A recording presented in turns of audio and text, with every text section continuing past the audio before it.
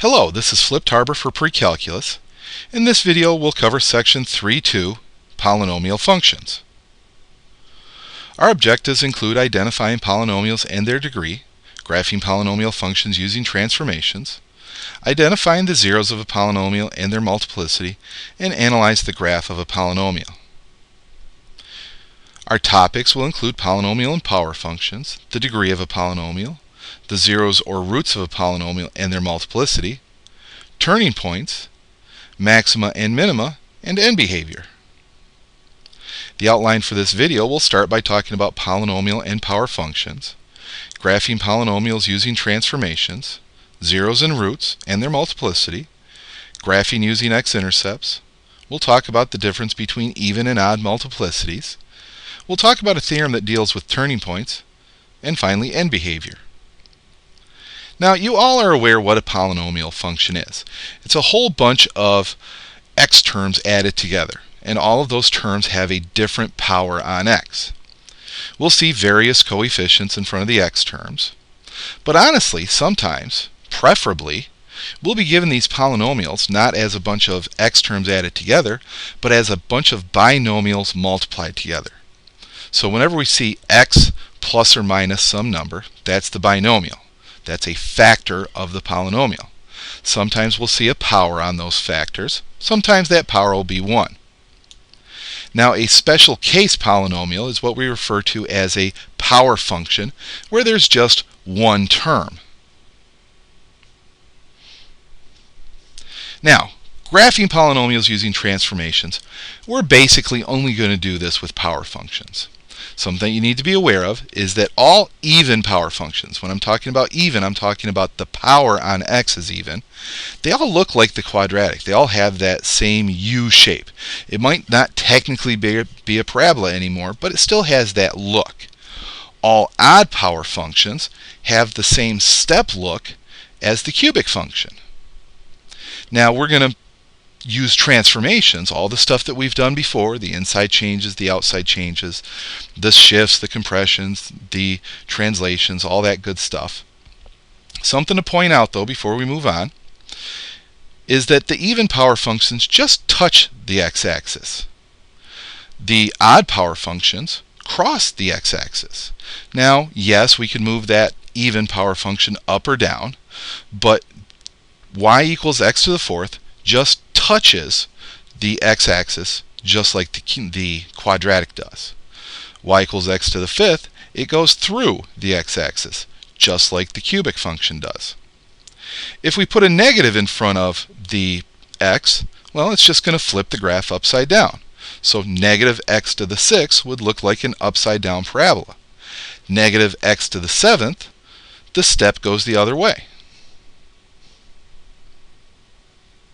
Alright, let's talk about zeros or roots. What's the difference between a zero and a root? Well, it's context. Functions have zeros. Equations have roots. In order to find the zeros, we take the function and turn it into an equation by setting it equal to 0.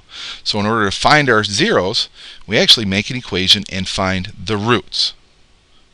Now, one of the easiest ways to find the zeros of a function is when they give it to me as binomials multiplied together. Each factor creates a corresponding zero. So x minus 1/3 is a factor of this polynomial. So the zero that goes along with that factor is 1/3, opposite the number with the x. X minus 1 is another factor. So the zero that goes along with that factor is 1. Now, in order to talk about a zero's multiplicity, just look at the power on the factor. X minus 1/3 has a power of 2. So the 0, 1/3, has a multiplicity of 2. The 0 from x minus 1 has a multiplicity of 3. It's that simple. Now, a great way to graph a polynomial is by looking at its x-intercepts. The zeros that we find for the function are the x-intercepts. That's why we call them 0. That's what we get when we set the function equal to 0. That's what you plug in, and the whole function equals 0. So the zeros are the x-intercepts. If those factors that create the zeros have an even power, the graph is going to just touch the x-axis at that 0.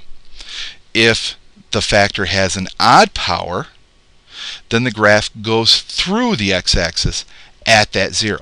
Think back to when we talked about even and odd powers a few slides ago. Sometimes the graph touches the x-axis, sometimes it goes through. Well, if it's got an even power, it just touches the x-axis. If it has an odd power, the graph goes through the x-axis. So here's a new function, negative 1/2 x cubed times x plus 4. We have factors, x cubed and x plus 4. Each of those factors create a 0. So it's always nice to start by identifying what the zeros are, and those are our x-intercepts. We have an x-intercept at 0. That's from the x cubed. We have an x-intercept at negative 4. That comes from the binomial x plus 4. Looking at the powers, both powers on the factors are odd. 3 is the power on x, 1 is the power on x plus 4. So at 0 and at negative 4, the graph goes through the x-axis.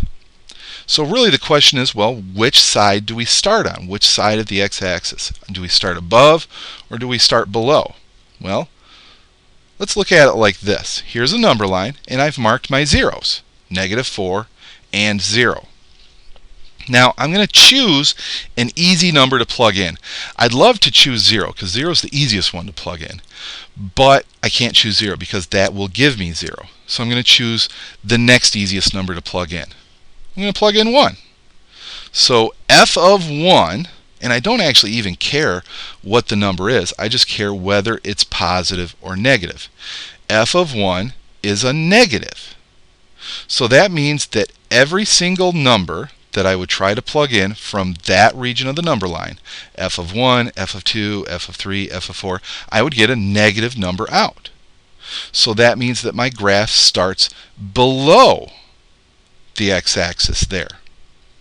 Well, now I'm going to reason my way out of this wet paper bag. This is not something they're going to show you in the book. In the book, they want you to plug in a number from each of these 3 regions.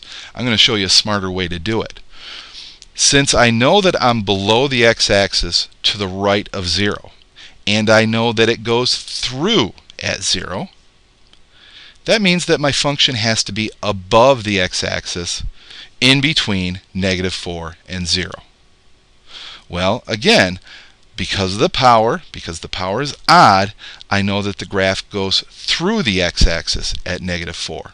So if it's above the x-axis to the right of negative 4, that means that it must be below the x-axis before negative 4. So I know that the graph will be below the x-axis before negative 4.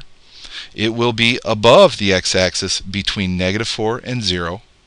And I know it will be below the x-axis after 0.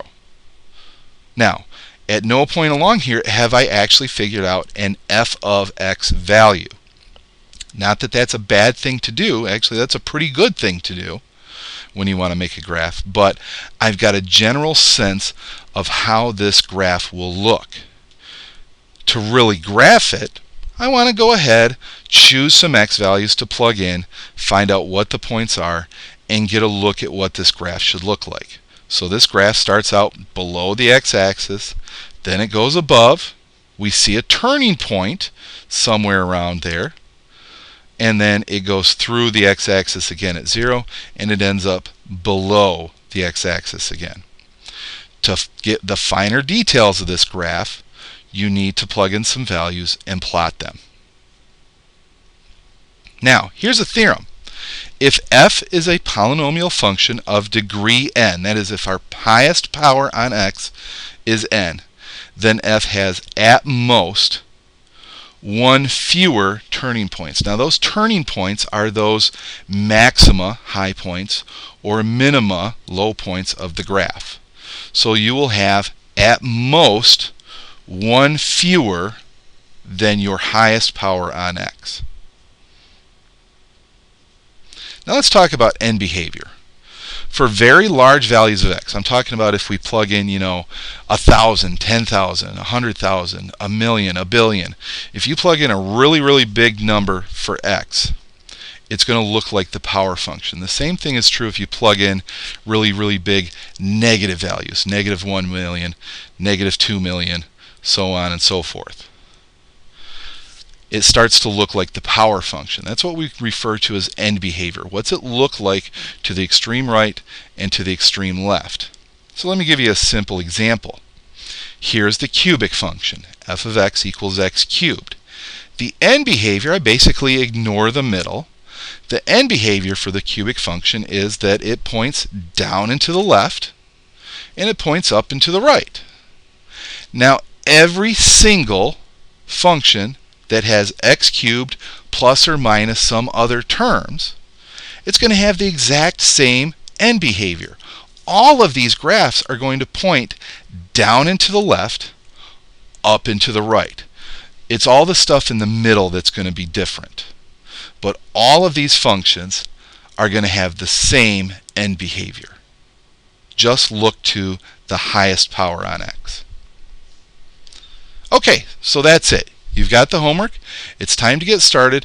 One very, very important thing to remember is do not multiply it together when they give you the polynomial as a bunch of factors. You want that. We're going to spend a whole section, a couple days, on finding those factors. When they're nice enough to just give them to you, don't multiply them together.